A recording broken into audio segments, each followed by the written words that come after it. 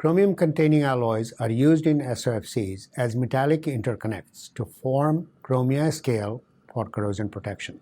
However, chromium vaporization at high temperatures produces gaseous chromium species, resulting in SOFC degradation.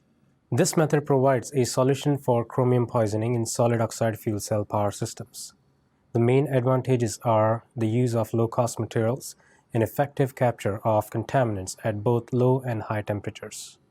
Other high-temperature industrial systems using chromium-containing alloys, such as steam electrolysis systems, oxygen transport membrane systems, and petrochemical systems, could use this method for quality and emission control.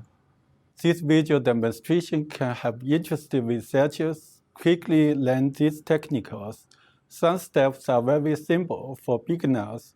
These techniques can help researchers develop skills for advanced electrochemical technology research.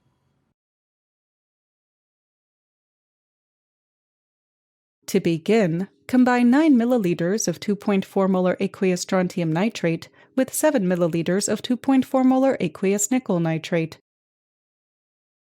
Stir the mixture for 30 minutes at 300 rpm while heating it to 80 degrees Celsius to dissolve the solids. Then, add 30 milliliters of 5 molar aqueous ammonia to increase the solution pH to 8.5.